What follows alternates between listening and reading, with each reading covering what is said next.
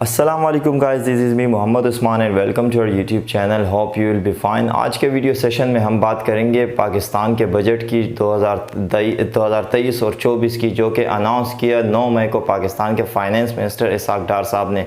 अब जैसे ये बजट अनाउंस हुआ तो इस पर सबसे पहला जो एतराज़ आया वो IMF का आया, क्योंकि IMF ने कहा है कि जो बजट पेश किया गया ये हमारी मर्ज़ी के मुताबिक नहीं, ये हमारी पसंद के मुताबिक नहीं। अब ये उनकी पसंद के मुताबिक या उनकी मर्ज़ी के मुताबिक क्यों नहीं, ये जब आप पूरी वीडियो देखेंगे तो इंशाल्लाह एंड में आपका ये कॉन्सेप्ट क्लियर हो जाएगा। देखिए, बात कुछ ये है कि पिछली दफ़ा जब इन्होंने बजट अनाउंस करा तो इन्होंने कहा कि इस नेक्स्ट ईयर यानी कि इस साल हम पाकिस्तान का जो GDP रेट है वो कम से कम 5% तक लेके जाएंगे। जो GDP रेट है,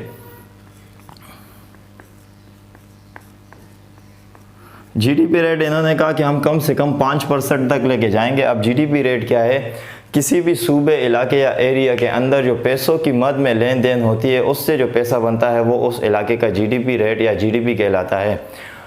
अब जिस इलाके की मईशत जितनी स्ट्रॉन्ग होगी उसके GDP भी इतना स्ट्रॉन्ग होगा, तो इसीलिए इन्होंने कहा कि जो हम GDP है वो कम से कम 5% तक लेके जाएंगे।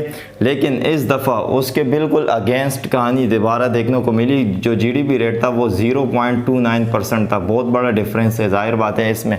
इसी तरीके से इन्होंने एक और बात की थी कि जो इन्फ्लेशन रेट है, जो महंगाई है, इन्फ्लेशन रेट कम से कम हम 11% से ऊपर जाने नहीं देंगे।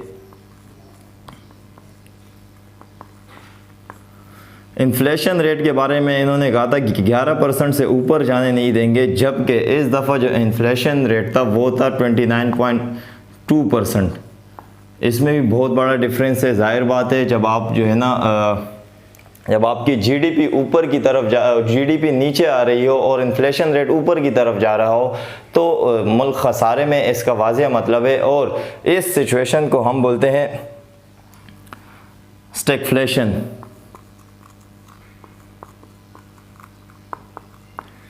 इसको कहते हैं स्टैगफ्लेशन के जब GDP नीचे आ रही हो और आपका इन्फ्लेशन रेट ऊपर जा रहा हो, तो इस सिचुएशन में इन्होंने सोचा कि बजट अनाउंस किया जाए और इन्होंने बजट अनाउंस करा। इस बजट में इन्होंने कहा कि इस दफ़ा जो हम टोटल ख़र्च करेंगे वो अमाउंट है तकरीबन 14 खरब रुपए, पाकिस्तानी 14 खरब रुपए। 14 खरब रुपए इन्होंने कहा कि इस दफ़ा हमारा टोटल का ख़र्चा है, एक्सपेंस 14 खरब रुपए ख़र्च करेंगे। अब इनका जो इनकम है वो है तकरीबन 12 खरब रुपए पाकिस्तानी।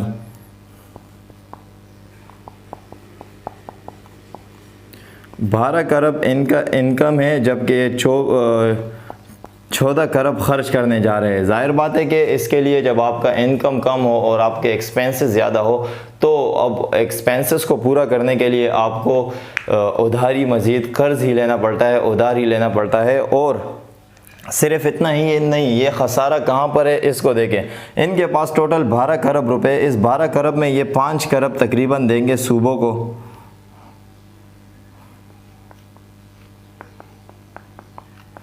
सूबों की तरफ जाएंगे 5 खरब रुपए, पीछे बचते हैं इनके पास 7 खरब।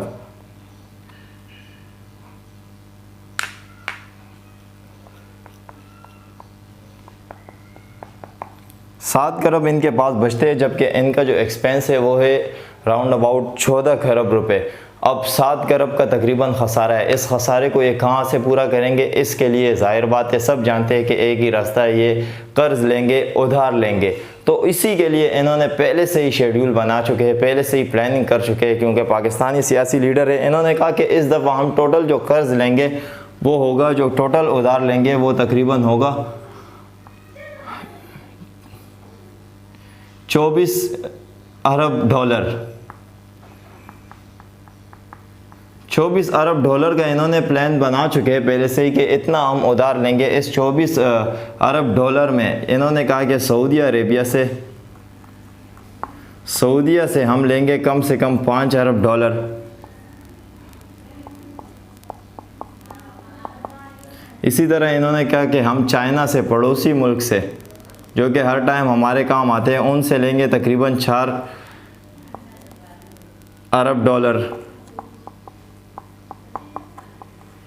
और इंटरनेशनल बॉन्ड्स की सूरत में जो इनको मिलने वाले हैं वो 1.2 अरब डॉलर है तकरीबन, इंटरनेशनल बॉन्ड्स की सूरत में।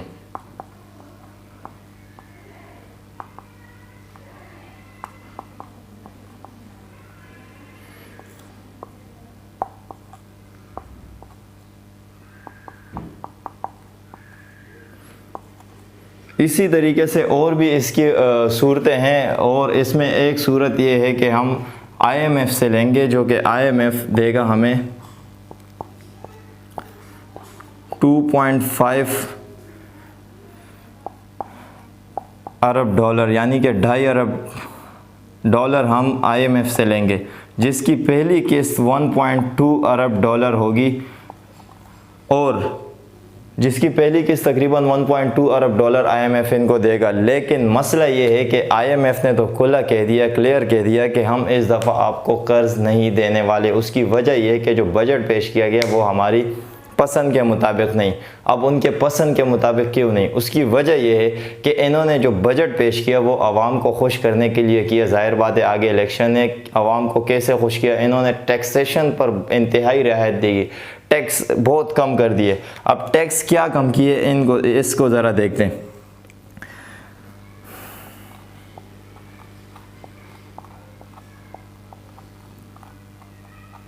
एग्रीकल्चर पर इस दफ़ा इन्होंने काफ़ी ख़र्चा किया, और ज़ाहिर बात है अच्छी बात है, एग्रीकल्चर पर अगर इन्होंने ख़र्च किया तो मेरे हिसाब से सही किया। उसकी वजह यह है कि पाकिस्तान की जो ज़मीन है, ज़रूरी ज़मीन है, जब एग्रीकल्चर डिपार्टमेंट पर आप ख़र्च करोगे तो ज़्यादा से ज़्यादा पैदावार होगी। वैसे भी पाकिस्तान में जो गंदम की पैदावार है इंतहाई कम है, तो इन्होंने कहा कि इस दफ़ा हम आपको देंगे 1800 अरब डॉलर के बजाय, जो कि पिछली दफ़ा इन्होंने एग्रीकल्चर डिपार्टमेंट को दिए थे 1800 अरब डॉलर। इस दफ़ा इन्होंने कहा कि हम ये 1800 के बजाय आपको 2200 अरब डॉलर 2200 अरब रुपए पाकिस्तानी, 1800 अरब पाकिस्तानी रुपए दिए थे। इस दफ़ा इन्होंने कहा कि हम 2200 अरब पाकिस्तानी रुपए आपको देंगे, आप जाओ और ख़र्च करो, और इंतहाई ख़र्च करो, पैदावार बढ़ाओ ताकि मुल्क तरक्की की तरफ जाए। ये तो अच्छा इनका जो है ना एक डिसीजंस है, लेकिन मसला ये है कि इस पर चेक एंड बैलेंस इंतहाई ज़रूरत है। अगर आप चेक एंड बैलेंस नहीं रखोगे, आपको पता नहीं होगा कि ये पैसा प्रॉपर उस चीज़ पर ख़र्च किया जा रहा है या नहीं, तो ये चीज़ ज़रा सी फिर ख़राब हो जाती है। इन्होंने इस दफ़ा एग्रीकल्चर पर इतना ख़र्च किया। इसी तरीके से इन्होंने सीड्स, जो बाहर से सीड्स पैदावार के लिए मंगाई जाती है, उस पर जो टैक्सेशन थी उन्होंने कहा वो टैक्स बिल्कुल फ्री कर दिया। टैक्स उस पर जो है ना, सीड्स पर टैक्स फ्री कर दिए, आप बाहर से सीड्स मंगाओ और पैदावार बढ़ाओ। ये भी अच्छा इकदाम है। इसी तरह इन्होंने इस दफ़ा जो सोलर पैनल है, सोलर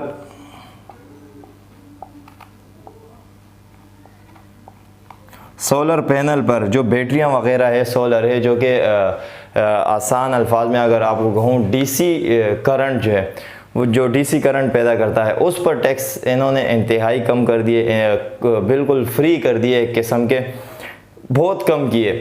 तो ये भी अच्छा इक़दाम है, क्योंकि पाकिस्तान में जो बिजली पैदा होती है वो तकरीबन 65% तेल से पैदा होती है।